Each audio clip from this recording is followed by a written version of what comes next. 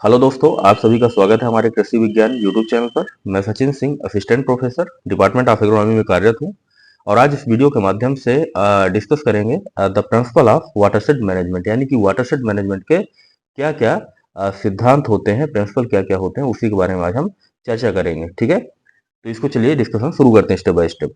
तो सबसे पहले क्या होता है, जब भी हम वाटरशेड मैनेजमेंट के सिद्धांत की बात करते हैं, यानी कि प्रिंसिपल की बात करते हैं, ठीक है, तो इसमें क्या होता है कि हम जो भी हमारी प्रॉब्लम्स होती है उस एरिया की, उसको हम ध्यान में रखते हैं और उसी के अकॉर्डिंग हमें क्या करना चाहिए, जो भी एक्टिविटीज होती हैं उसी अकॉर्डिंग करते हैं, ताकि फार्मर की जो सोशियो इकोनॉमिकल कंडीशन है, या फार्मर या कह सकते हैं उस एरिया के जो लोग हैं, पीपल्स हैं, उनकी जो सोशियो इकोनॉमिक इकोनॉमिक कंडीशन है वो क्या हो पाए, इम्प्रूव हो पाए।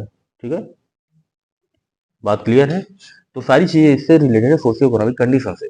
लेकिन इसको अचीव करने के लिए हमें क्या क्या चीजें करना पड़ेगा, क्या क्या स्टेप फॉलो करना पड़ेगा, वही हमारे क्या कहलाएंगे, प्रिंसिपल, यानी कि सिद्धांत आप कह सकते हो आप वाटरशेड मैनेजमेंट के। ठीक है, तो चलिए शुरू करते हैं स्टेप बाय स्टेप। तो पहला क्या है आपका, यूटिलाइजिंग द लैंड। इसको हम थोड़ा जूम आउट करेंगे। पहला क्या है, utilising the land according to the its capability. ठीक है, तो मैं आपको बताना चाहता हूँ कि आपने लैंड कैपेबिलिटी का क्लासिफिकेशन पढ़ा होगा, लैंड कैपेबिलिटी का क्लासिफिकेशन। तो उस लैंड कैपेबिलिटी क्लासिफिकेशन के अकॉर्डिंग जो हमारी सॉयल है, या कह सकते हो आप जो एरिया है, उसको 8 भागों में हमने डिवाइड किया है। ठीक है, 8 पार्ट में हमने उसको डिवाइड किया है। और इसको जो डिवाइड किया है हमने, तो इसकी जो क्षमता है लैंड की, यानी कैपेबिलिटी का मतलब क्या होता है, क्षमता। तो क्षमता के अनुसार, किसके क्षमता के अनुसार, फॉर द प्रोडक्शन, यानी प्रोडक्शन की क्षमता के अनुसार, कैपेबिलिटी के अनुसार इसको हमने कितने भागों में बांटा है, 8 भागों में बांटा है। ठीक है, तो इसको याद रखना है। अब उस 8 भागों में जो हमारी जमीन है, उसको हमने क्लास 1 से लेके इसको हमने बांटा है क्लास 8 तक। ठीक है, बात क्लियर है। तो क्लास 8 तक हमने इसको डिवाइड किया है। तो उसी अकॉर्डिंग हम यहाँ पे खेती करते हैं। जैसे क्लास 1 जो होती है हमारी, तो क्लास 1 को आप कह सकते हो कि हाईली फर्टाइल सॉइल होती है वाली। ठीक है, तो इसमें क्या करना है, हमें थोड़ा बहुत मैनेजमेंट करना है। ठीक है, लेकिन हमें नॉर्मल हम यहाँ पे क्रॉप ग्रो कर सकते हैं। ऐसे ही क्लास 2 जो होता है, वहां पे भी हम क्या करते हैं कि थोड़ा सा मैनेजमेंट करते हैं, जैसे कि तुम्हारा सॉइल कंजर्वेशन प्रैक्टिसेस करते हैं। ठीक है, एंड फर्टिलिटी मेंटेन करते हैं, ये सब करते हैं। और साथ में क्लास 2 में हम खेती अच्छी तरह से कर सकते हैं डियर स्टूडेंट। ठीक है, यहाँ पे स्ट्रिप क्रॉपिंग भी करते हैं, यहाँ पे हमने कंट्रोल टिलेज भी करते हैं, लेग्यूम ग्रास का कल्टीवेशन करते हैं, तो इस तरह से, ताकि सॉइल की जो फर्टिलिटी है वो मेंटेन रखे। ऐसे ही क्लास 3 होता है हमारा। क्लास 3 इसमें भी देख लेते हैं, हालांकि इसको आपको डिटेल में डिस्कस वहां पे नहीं करना पड़ेगा जब आप आंसर राइटिंग करेंगे, लेकिन मैं आपको समझाने के लिए बता दे रहा हूँ सारी चीजें। तो यहाँ पे क्या होता है, कुछ लिमिटेशंस होते हैं। तो यहाँ पे सीवियर लिमिटेशन होती है, यहाँ पे एकदम इस बहुत कम, यानी कि लिमिटेशंस नहीं होते, कोई भी क्रॉप ग्रो कर सकते हैं। यहाँ पे जो होता है क्लास 2 में स्मॉल लिमिटेशन है, थोड़ा बहुत लिमिटेशन होते हैं। यहाँ पे सीवियर, यानी कि अच्छा खासा यहाँ पे लिमिटेशन होगा। ठीक है, सीवियर लिमिटेशन लिमिटेशन मतलब होता है कि आप, मतलब कि कुछ आपको बाधा उत्पन्न होगी खेती करने में। ठीक है, तो यहाँ पे हमें जो हमारी चॉइस ऑफ द क्रॉप है, तो क्रॉप की चॉइस हम यहाँ पे क्या हो जाती है, रिड्यूस हो जाती है। तो क्रॉप की चॉइस रिड्यूस होती है, तो उसके लिए हमें क्या करना पड़ेगा, लैंड रिक्लेमेशन करना पड़ेगा। ठीक है, और साथ में हमारा जो वाटर है हमारा, उसको हमें थोड़ा सा क्या करना पड़ेगा, कंजर्व करना पड़ेगा। एंड साथ में हमारा फैलो डेप्थ एंड रिस्ट्रिक्टेड स्लोप होते हैं यहाँ पे, तो उस स्लोप को हमें क्या करना पड़ेगा, थोड़ा सा बंडिंग करना पड़ेगा। इस तरह से मतलब आप 3rd क्लास में करेंगे। ऐसे ही आपका 4th क्लास है। 5 क्लास जो होता है आपका, कुछ अलग पर्पज से यूज किया जाता है, वहाँ पे रॉकी सॉइल होती है। और जो एट्थ सॉइल है आपका, यहाँ पे एक्चुअली क्या है, बहुत सारे लिमिटेशंस होते हैं, आप खेती करने में थोड़ा असमर्थ रहते हैं यहाँ पे। तो यहाँ पे हम क्या करते हैं कि एस्थेटिक पर्पज से इस सॉइल को हम यूज करते हैं। किस पर्पज से यूज करते हैं, एस्थेटिक पर्पज से, सजावटी के लिए, या कोई भी, मतलब आप कह सकते हैं आप कि यहाँ पे आप कोई टेम्पल बना सकते हैं। ठीक है, या कोई भी आप पार्क बना सकते हैं, या कोई भी आप टूरिस्ट प्लेस डेवलप कर सकते हैं। क्योंकि ये जो जमीन है यहाँ पे जो 8th क्लास में आती है, इसमें क्या है, खेती हम नहीं कर सकते हैं। ठीक है, यहाँ पे बहुत सारा प्रॉब्लम होता है, तो इसलिए हम recreational, wild life, aesthetic purpose से इसको यूज कर सकते हैं। 8th क्लास वाली जमीन हमारी, ठीक है, यहाँ पे। तो इस तरह से हमारा जो लैंड की कैपेबिलिटी है, लैंड की क्षमता, उसके अकॉर्डिंग हमें लैंड का क्या करना चाहिए, यूज करना चाहिए। यही हमारा पहला प्रिंसिपल है, किसका, जो हमारा वाटरशेड मैनेजमेंट का है। अब सेकंड की हम बात करते हैं। सेकंड प्रिंसिपल जो वाटरशेड मैनेजमेंट का है, यहाँ पे आप देखिए, सेकंड प्रिंसिपल है आपका, protecting the productive top soil. अब देखिए जो टॉप सॉइल की बात कर रहे हैं, जो टॉप सॉइल है तो ये क्या होती है, प्रोडक्टिव होती है। आपको पता होना चाहिए कि जो हमारी सॉइल होती है वो जो 15 सेंटीमीटर जो सॉइल की ये होती है आपकी, इस सॉइल की 15 सेंटीमीटर जो लेयर होती है, 15 सेंटीमीटर लेयर होती है, उसे हम क्या कहते हैं, फरोफ्लाइज कहते हैं। ठीक है, फरोफ्लाइज कहते हैं। यानी कि ये जो जड़ें होती हैं पौधे की, जब कोई पौधा हम ग्रो करते हैं या फील्ड क्रॉप ग्रो करते हैं तो उसकी जो जड़ें होती हैं 15 सेंटीमीटर तक अक्सर ज्यादा न्यूट्रिएंट्स लेती हैं यहाँ से। ठीक है, तो जो 15 सेंटीमीटर जो हमारी ये लेयर होती है इसे हम क्या कहते हैं, फरोफ्लाइज कहते हैं। ये क्या क्या कहला गई, टॉप सॉइल कहला गई। ठीक है, अब इस टॉप सॉइल को हमें क्या करना है, प्रोटेक्ट करना है। क्या करना है, प्रोटेक्ट करना है, इसको बचाना है इसको। ठीक है, खराब होने से इसको बचाना है। जैसे कि तुम्हारा इसमें क्या होता है, रेनफॉल की वजह से क्या होता है, तुम्हारा इरोजन हो सकता है। तो इरोजन से हमें, इरोजन कंजर्विंग या इरोजन को कम करने के लिए हमें कवर क्रॉप लेना चाहिए। ठीक है, मल्चिंग करना चाहिए हमें। ठीक है, मल्चिंग भी कर सकते हैं, एक मिनट इसको थोड़ा रफ कर दो,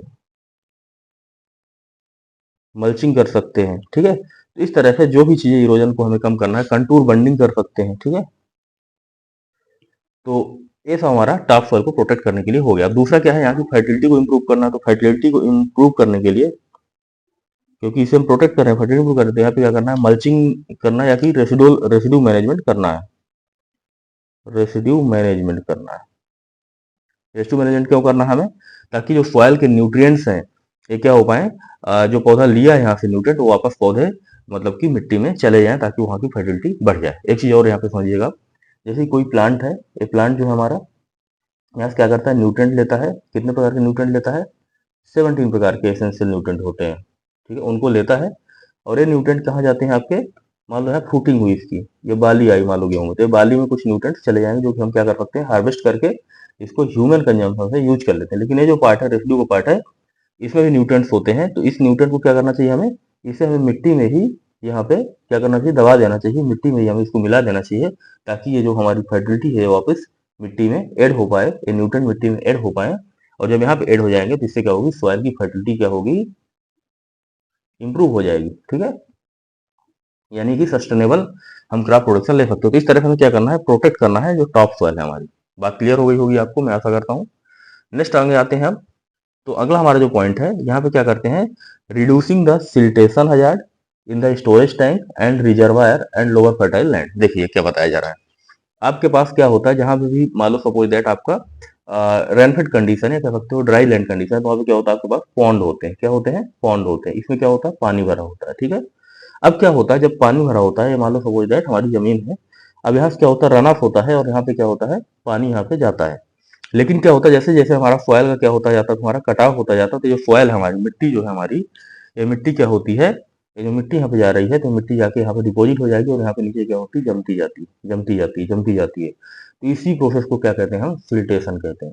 ठीक है, क्या कहते हैं, सिल्टेशन कहते हैं। और सिल्टेशन जब हो जाता है, यानी कि यहाँ पे मिट्टी भर गई, तो इसकी जो कैपेसिटी है, कैपेसिटी क्या हो गई इसकी, कम हो गई। तो जो हमारी कह सकते हो आप कि capacity of the pond, capacity of pond क्या हो जाती है, रिड्यूस हो जाती है। पॉन्ड मतलब तालाब। ठीक है, अब जब इसकी कैपेसिटी रिड्यूस हो गई तो क्या होगा, इसकी स्टोरेज स्टोरेज की क्षमता कम हो गई और ये वाटर हम पूरे एरिया के लिए इरिगेट करना होगा तो नहीं कर पाएंगे। ठीक है, तो इसीलिए हमें क्या करना चाहिए, रिड्यूस करना चाहिए सिल्टेशन हजार्ड को। ये हमारा इस कीवर्ड को आपको याद रखना है। ठीक है, एंड लोअर फर्टाइल लैंड, साथ में जो फर्टाइल लैंड है यहाँ पे लोअर लेयर में, ये फर्टाइल लैंड भी यहाँ पे तो जा रही है, तो यहाँ पे मिट्टी चली गई ना ऊपर की, टॉप सॉइल, तो इससे इसकी फर्टिलिटी भी क्या होती है, रिड्यूस हो जाती है। नेक्स्ट पॉइंट आगे बढ़ते हैं हम। तो अगला पॉइंट कहा जा रहा है आपका कि maintaining the adequate vegetation cover on the soil surface throughout the year and in situ conservation of rain water. देखिए क्या कहा जा रहा है, यहाँ पे हमें क्या करना है, इसको समझिए आप कि यहाँ पे हमें क्या करना है कि जो हमारा जो एडेक्वेट वेजिटेशन कवर, हमें क्या करना है कि जो सॉइल की सरफेस है, ये सरफेस है सॉइल की, इसमें हमें वेजिटेशन से इसको कवर रखना है। जैसे कि आप मतलब कवर क्रॉप ले लीजिए या मल्चिंग कर लीजिए, ताकि हमारी जो सॉइल है इसका क्या ना हो, इरोजन ना हो। ठीक है, कटाव ना हो। ठीक है, साथ में हमारा जो सॉइल है, सॉइल पे जो हमारे वाटर है, वाटर का इवेपोरेशन भी क्या हो जाए, रिड्यूस हो जाए। तो इवेपोरेशन क्या हो पाए, इवेपोरेशन में क्या करना है, कम करना है। तो इसे सॉइल को क्या करना है, कवर रखना है। ठीक है, पूरे साल कवर रखिए आप सॉइल को। ठीक है, और साथ में इससे न्यूट्रिएंट भी मिलेंगे यहाँ पे। और साथ में कहते हैं in situ conservation of the rain water. ये जो हमने आपको बताया, यहाँ पे क्या हमने बताया आपको कि इसको जब आप मल्चिंग से कवर कर देंगे, ये जो सॉइल है ना हमारी, ये जो मिट्टी है हमारी, इसको अगर आप क्या कर दिए, कवर कर दिए आप किसी से, तो यहाँ पे सॉइल क्या हो जाएगी, जो वाटर होगा हमारा क्या होगा, उड़ेगा नहीं, कह सकते हो आप, वाष्प नहीं बनेगा, डायरेक्टली सन के सोलर रेडिएशन के संपर्क में नहीं आएगा। और जब वाष्प नहीं बनेगा तो ये मतलब कि क्या होगा कि हम कहीं ना कहीं इन सीटू कंजर्वेशन कर सकते हैं रेन वाटर का जो पानी है। और साथ में हमें क्या करना चाहिए, वहीं पे फार्म पॉन्ड बनाना चाहिए। फार्म पॉन्ड बनाने से क्या होता है, इन सीटू कंजर्वेशन हो जाएगा फर्मों से, तो वहीं वहीं पे हो जाएगा।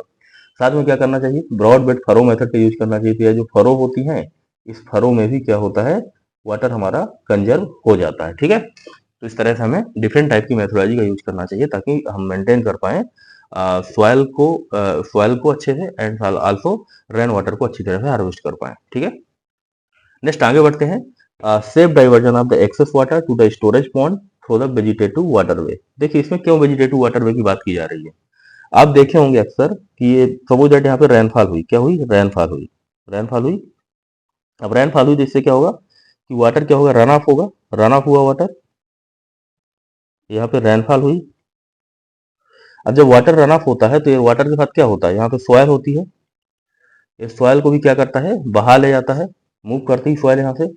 यानी कि क्या हो रहा है, रन ऑफ के दौरान इरोजन भी हो रहा है। अब लेकिन जो पॉन्ड है आपका, ये पॉन्ड है आपका, यहाँ तक आप पानी जाना है। ठीक है, तो इस तरह तो पूरी मिट्टी कट के चली जाएगी यहाँ पे। ठीक है, तो हमें क्या करना चाहिए कि मतलब कि सेफ डाइवर्जन करना चाहिए एक्सेस वाटर का। यहाँ से एक्सेस वाटर जो है फील्ड से हमारे, और साथ में क्या होना चाहिए कि मतलब कि स्टोरेज पॉइंट के पास, ये जो मान लो स्टोरेज पॉइंट है यहाँ पे, तो यहाँ पे हमें क्या लगाना चाहिए, घास लगा देना चाहिए। क्या लगाना चाहिए, घास लगा देना चाहिए, घास लगा देना चाहिए। इस घास से क्या होगा कि जो जमीन का है, जमीन को ये जकड़ के रखेगा, तो ये मिट्टी क्या होगी, इरोजन इसका नहीं होगा। मान लो सपोज दैट अगर हम दूब घास की बात करें, तो अगर आप यहाँ पे दूब घास यहाँ पे भी लगा देते हो, तो आप देखना वहां से मिट्टी कटाव नहीं होता है, पानी आराम से यहाँ पे मूव करता रहता है। तो इसी को बोलते हैं वेजिटेटिव वाटर पे। ठीक है, तो हमें safe diversion of excess water करना है टू स्टोरेज पॉइंट तक, यहाँ स्टोरेज पॉइंट तक through the vegetative water way, यानी वेजिटेटिव वाटर वे का हमें क्या करना है, यूज करना है। ठीक है, नेक्स्ट आगे बढ़ते हैं हम। तो हमारा अगला पॉइंट है stabilization of the gullies by providing the check at specific interval and thereby increasing the ground water recharge. देखिए क्या होता है कि आपने देखा होगा जो हमारा रिवर होता है, कह सकते हो आप, रिवर या बड़ी बड़ी जो गलीज होती है इस तरह से, ये रिवर हो गई आपकी। ठीक है, यहाँ पे क्या हो रहा है, वाटर मूव कर रहा है, वाटर मूव कर रहा है यहाँ पे। ठीक है, वाटर मूव कर रहा है जब रिवर से, तो क्या होगा, ये पानी तो यहाँ से आएगा और यहाँ से क्या होगा, बह के चला जाएगा सी में। लेकिन हमें क्या करना चाहिए, जो हमारे बड़ी बड़ी गलीज होती हैं, गली मतलब कह सकते हो नाला जो होते हैं बहुत बड़े बड़े गाँव में, तो वहां पे क्या करना चाहिए, हमें वेजिटेटिव, या कह सकते हो आप कि मतलब कि एक डैम बनाना चाहिए, चेक डैम। ठीक है, तो इसको चेक करने के लिए यहाँ पे हमने डैम बना दिया सपोज दैट। ठीक है, यहाँ पे हमने डैम बना दिया एक प्रॉपर इंटरवल में, तो ये पानी जो है यहाँ पे क्या रहेगा, रुका हुआ रहेगा काफी दिनों तक। ये पानी क्या रहेगा, रुका हुआ रहेगा, यहाँ पे पानी क्या रहेगा, रुका हुआ रहेगा काफी दिन तक। और ऊपर से पानी जो एक्स्ट्रा होगा वो निकल जाएगा, ऊपर से पानी एक्स्ट्रा होगा निकल जाएगा। ये जो पानी यहाँ पे स्टोर होकर रहता है, इसको हम यूज कर सकते हैं फॉर द इरिगेशन के लिए, सिंचाई के लिए, फॉर द ड्रिंकिंग के लिए, शुद्ध करके इसको।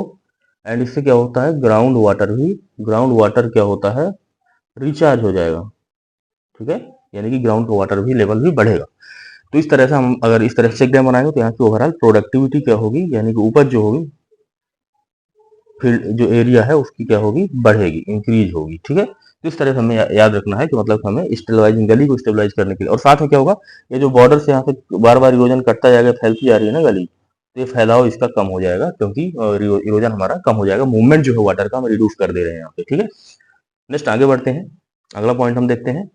यहाँ पे कहा जा रहा है increasing the cropping intensity, cropping की इंटेंसिटी को बढ़ाना हमें, and land equivalent ratio, land equivalent ratio बढ़ाना through the inter cropping and sequence cropping. जैसा कि मैंने आपको पहले ही पढ़ाया है न्यूमेरिकल में कि क्रॉपिंग इंटेंसिटी क्या होता है तुम्हारा, क्रॉपिंग इंटेंसिटी, एंड एक होता है तुम्हारा लैंड इक्विवेलेंट रेशियो। तो क्रॉपिंग इंटेंसिटी मतलब होता है कि number of crop grown in year divided by number of, एक मिनट, इसको आप इस तरह से कह सकते हैं, एक मिनट में इसको थोड़ा और इजी करता हूँ।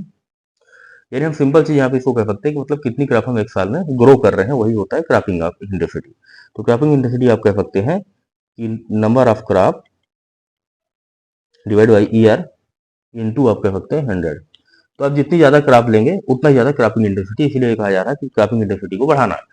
अब इंटर क्रॉपिंग को एसेस करने के लिए, हम क्या लेते हैं, सीक्वेंस क्रॉपिंग को एसेस करने के लिए क्रॉपिंग इंटेंसिटी का यूज करते हैं। इंटर क्रॉपिंग को एसेस करने के लिए क्या करते हैं, हम लैंड इक्विवेलेंट रेशियो का यूज करते हैं। किसका यूज करते हैं, लैंड इक्विवेलेंट रेशियो का। ठीक है, यहाँ पे इसका यूज करेंगे लैंड इक्विवेलेंट रेशियो का। तो लैंड इक्विवेलेंट रेशियो आपको फार्मूला पता होना चाहिए, क्या होता है कि yield of sole crop upon yield of intercrop plus yield of sole crop B बटे इंटर क्रॉप बीबी। ठीक है, यानी जो हमारी सिंगल सोल क्रॉप है उसकी यील्ड हम देखते हैं, और फिर इसके बाद हम देखते हैं इंटर क्रॉप की यील्ड यहाँ पे। ठीक है, इस तरह से हम क्रॉपिंग इंटेंसिटी निकालते हैं, इसको जोड़ देंगे तो मान लो 1.1 आ गया, तो यानी कि 10% हमने एक्स्ट्रा मतलब कि लैंड चाहिए होता उतने को, लेकिन हमने उतने में ही उगा लिया। इसको हम बाद में कभी पढ़ाएंगे लैंड इक्विवेलेंट रेशियो को सही से। ठीक है, बस आप इतना याद रखो कि यहाँ पे इंक्रीज करते हैं क्रॉपिंग इंटेंसिटी को, लैंड इक्विवेलेंट रेशियो को। नेक्स्ट आगे हम बढ़ते हैं, तो अगला पॉइंट हमारा है safe utilisation of marginal land through alternate land use system with agriculture, horticulture, forestry and pasture system with varied option and combination. देखिए क्या करते हैं यहाँ पे, अल्टरनेट लैंड यूज सिस्टम में क्या होता है, मतलब जो लैंड हम जिस तरह से यूज कर रहे हैं उस तरह से ना करके आप डिफरेंट टाइप से यूज कर सकते हैं। जैसे कि वहां पे आप एग्री सिल्वी कल्चर कर सकते हैं। ठीक है, सिल्वी मतलब होता है आप मतलब एग्रीकल्चर के साथ साथ यानी क्रॉप के साथ साथ आप यहाँ पे फॉरेस्ट वाले प्लांट लगा सकते हैं, फॉरेस्ट प्लांट लगा सकते हैं। एग्री हॉर्टिकल्चर कर सकते हैं। एग्री हॉर्टिक मतलब क्या होता है तुम्हारा, मतलब क्रॉप प्लस फ्रूट वाले फ्रूट प्लांट, यानी कि जैसे कि मैंगो लगा दिया, ऑरेंज लगा दिया, ठीक है, चीकू लगा दिया, नाशपाती लगा दिया। इस तरह से आपका ये पूरा मतलब कि अल्टरनेट लैंड यूज सिस्टम करना है। साथ में लाइव स्टॉक को ले सकते हैं यहाँ पे। ठीक है, लाइव स्टॉक मतलब एनिमल, पशुधन। ठीक है, पशुपालन कर सकते हैं यहाँ पे। तो इस तरह से आप डिफरेंट टाइप से अल्टरनेट लैंड यूज कर सकते हैं यहाँ पे। साथ में एपीकल्चर को भी यहाँ पे इंक्लूड कर सकते हैं, साथ में फिशरीज को इंक्लूड कर सकते हैं पॉन्ड बनाकर। ठीक है, तो इससे क्या होगी, ओवरऑल फार्मर की इनकम जो होगी, इस एरिया की इनकम बढ़ेगी। ठीक है, तो इसीलिए हम अल्टरनेट लैंड यूज कर सकते हैं। लैंड कैपेबिलिटी क्लासिफिकेशन के अकॉर्डिंग, मान लो अगर लैंड हमारा ऐसा पथरीली जमीन है, तो वहां पे हम क्या बना सकते हैं, पॉन्ड बना के और मछली पालन कर सकते हैं, या कि हम डेयरी कर सकते हैं वहां पे। ठीक है, या सिप यानी कि भेड़ हम पाल सकते हैं। ठीक है, या गोट रेयरिंग कर सकते हैं। तो इससे अलग से इनकम उनको मिल जाएगी अगर क्रॉप नहीं हो रही तो। इस तरह से हमें अल्टरनेट लैंड यूज सिस्टम को यहाँ पे अडॉप्ट करना है। ओके, नेक्स्ट आगे बढ़ते हैं हम, water harvesting for the supplemental and oxygen irrigation. देखो सप्लीमेंटल और ऑक्सीजन इरिगेशन क्या होता है, मान लो जैसे तुमने क्या किया कि क्रॉप यहाँ पे तुमने लगा रखा है, क्या लगा रखा है, क्रॉप लगा रखा है। अब इस क्रॉप को पानी चाहिए, क्या चाहिए, पानी चाहिए, लेकिन आपके पास वाटर है नहीं, क्योंकि आप कहाँ पे हैं, ड्राईलैंड एरिया में हैं आप, या ड्रॉट एरिया में हैं आप। तो आप जब भी रेनफॉल होती है, जब भी रेनफॉल होगी, तो आप इस वाटर को क्या करेंगे, एक फार्म पॉन्ड बना के यहाँ पे स्टोर किए रहेंगे, और इसको लाइफ सेविंग इरिगेशन देंगे। जब यानी कि सूखने की स्थिति में होगी, या मतलब एकदम मतलब कि इसका बिल्टिंग पॉइंट कितना हो जाएगा, -15 बार, यानी कि ये किस में आ जाएगी, पीडब्ल्यूपी स्टेज में पहुंच जाए, तब आपको जस्ट उसके पहले आप यहाँ पे वाटर को दे देंगे, तो क्रॉप क्या होगी, सूखने से बचेगी और रिकवर हो जाएगी। ओके, देन आगे बढ़ते हैं, maximising the agriculture productivity per unit area, per unit time, per unit water. यानी कि हम एक एक बूंद जो वाटर है उसका यूज करके हम क्या कर सकते हैं कि मतलब अगर वहाँ पानी की कमी है, अगर कहीं पे पानी की कमी है अगर, तो हम यहाँ पे क्या कर सकते हैं कि जो हमारे ड्रॉप बाय ड्रॉप वाटर है, यानी कि हमारे पास जो पानी की सुविधा है यहाँ पे, इस वाटर का हम यूज कर सकते हैं, और पर यूनिट वाटर का यूज करके हमें ज्यादा से ज्यादा एरिया में क्रॉप को ग्रो कर सकते हैं। कैसे पॉसिबल होगा, तो यहाँ पे हम यूज करेंगे ड्रिप इरिगेशन। ड्रिप इरिगेशन, अब सोचिए आपके पास 500 लीटर पानी है, और 500 लीटर पानी में अगर आप फ्लड इरिगेशन करेंगे, तो आप हो सकता है कि इतने में ही जो यहाँ इतने में क्रॉप लगी हुई है, ये जो क्रॉप हमने लगा दिया, यहाँ पे क्रॉप हमने लगा दिया, तो हमें लग रहा है कि 500 लीटर पानी आपका इतने में ही खत्म हो जाएगा। अगर आप ड्रिप इरिगेशन की यूज करेंगे, यहाँ पे ड्रिपर बिछा देंगे प्रॉपर, और यहाँ पे बूंद बूंद करके सिंचाई होगी, तो ये बूंद बूंद करके जब सिंचाई होगी, रूट में ही देंगे सीधे हम पानी, तो इससे हमें लग रहा है कि बहुत सारे एरिया में, लगभग 2 हेक्टेयर एरिया को हम कवर कर सकते हैं। तो हम एक ड्रॉप से हम ज्यादा क्रॉप ले सकते हैं यहाँ पे, मतलब प्रॉपर पानी का यूज होगा, तो इससे हमारी इरिगेशन इफिशियंसी कह सकते हो, वाटर इफिशियंसी हमारी क्रॉप की इंक्रीज हो जाएगी। ठीक है, इसीलिए हमें क्या करना, मैक्सिमाइज करना है, बढ़ाना हमें किसको, पर unit area, per unit time and पर यूनिट वाटर प्रोडक्टिविटी को। साथ में एरिया को बढ़ाने के लिए क्या करेंगे, क्रॉप इंटेंसिफिकेशन करेंगे, इंटर क्रॉपिंग करेंगे। ठीक है, यहाँ पे सीक्वेंस क्रॉपिंग करेंगे, एक साल में 2 या 3 4 फसलें लेंगे हम। ठीक है, 4 क्रॉप लेंगे एक साल में, इससे हमारा पर यूनिट टाइम भी यहाँ से क्या होगा, प्रोडक्टिविटी बढ़ेगी। ठीक है, शॉर्ट ड्यूरेशन वैरायटीज का भी यूज करेंगे। इस तरह से हम यहाँ पे एक पर्टिकुलर टाइम में मतलब कि एक साल में ज्यादा से ज्यादा फसल हम ले सकते हैं। ठीक है, नेक्स्ट है हमारा अगला पॉइंट है हमारा ensuring the sustainability of the ecosystem benefiting the man animal plant and water complex. तो यहाँ पे हमें क्या करना है, इकोसिस्टम की सस्टेनेबिलिटी को हमें बढ़ाना है। इकोसिस्टम क्या होता है कि हमारा जो सिस्टम एक दूसरे से जुड़ा हुआ है। अगर यहाँ पे फॉरेस्ट है, यहाँ पे पॉन्ड है, अगर तो पानी की सुविधा है, तो पानी की सुविधा तो यहाँ पे क्या होंगे, बड़े बड़े पौधे होंगे। ठीक है, इसमें क्या होंगे, बर्ड्स होंगी।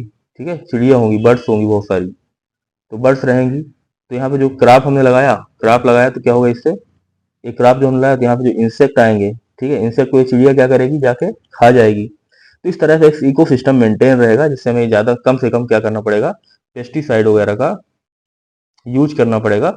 और इससे हमारा कहीं ना कहीं ओवरऑल हमारे हेल्थ को इम्प्रूव करेगा, हमारे इकोसिस्टम को भी यहाँ पे मतलब हेल्दी बनाएगा। ठीक है, तो इस तरह से हमें मेंटेन मतलब इंश्योर करना है कि इकोसिस्टम में एक सस्टेनेबिलिटी बनी रहे। हमें बहुत ज्यादा पेस्टिसाइड का, बहुत ज्यादा फर्टिलाइजर का, या बहुत ज्यादा हाईली मतलब कि कह सकते हो इंटेंसिफाइड काम नहीं करना, ताकि मतलब कि हमारी जो फर्टिलिटी है सॉइल की मेंटेन रहे आगे वाली जनरेशन के लिए भी। ठीक है, तो इस तरह से हमें इकोसिस्टम को मेंटेन करना है, इससे ताकि मैन है, एनिमल है, प्लांट है, वाटर कॉम्प्लेक्स, सबको एक अच्छी तरह से क्या मिल पाएगा, कह सकते हैं आप कि मतलब कि इनको बेनिफिट मिल पाएगा और अच्छे हेल्दी सिस्टम एक बनेगा। नेक्स्ट हमारा पॉइंट है maximising the combined income from the interrelated and dynamic crop livestock tree labour and complex over the year. मतलब कि हमें जो इनकम है, इनकम हमें इंक्रीज करना है इन सबका कॉम्बिनेशन करके। जैसे क्रॉप, क्रॉप ले लिया आपने, फसल ले लिया यहाँ पे, ठीक है, साथ में आपने क्या किया, एनिमल ले लिया, मतलब कि डेयरी खोल लिया। ठीक है, और डेयरी खोलने के बाद आप वहाँ पे ट्री भी लगा दिए, बहुत बड़े बड़े वाले प्लांट। ठीक है, तो बड़े बड़े प्लांट लगाओ तो फ्रूट भी आएगा इससे। साथ में जो लेबर्स है उनको भी यहाँ पे क्या मिल जाएगा, रोजगार मिल जाएगा, एम्प्लॉयमेंट जनरेशन हो जाएगा। ठीक है, इससे क्या होगा कि आने वाले समय में यहाँ पे इस एरिया की क्या होगी, यहाँ के लोगों को रोजगार मिलेगा, तो अपने बच्चों को भी अच्छे से एजुकेशन दे पाएंगे, अपनी हेल्थ का भी ध्यान रख पाएंगे, खाने के लिए न्यूट्रिशियस फूड भी मिल पाएगा इनको यहाँ पे। ठीक है, तो इस तरह से ओवरऑल मतलब कि इस सिस्टम की प्रोडक्टिविटी बढ़ेगी, ओवरऑल सिस्टम हेल्दी होगा। ठीक है, तो इस तरह से मैक्सिमाइज करना है कॉम्बाइंड इनकम को। किससे रिलेटेड है, जो कि क्रॉप से भी, लाइव स्टॉक से, ट्री से एंड लेबर से, इन सबको यूज करके हमें इनकम को बढ़ाना है ओवरऑल। ठीक है, तो इनसे क्या करना है, इनकम को हमें, इनकम यानी कि पैसा जो हमारा आ रहा है, इनकम को हमें इंक्रीज करना, बूस्ट करना है। तो मैं ऐसा करता हूँ, यहाँ तक बात समझ में आई होगी आपको। नेक्स्ट हम आगे बढ़ते हैं।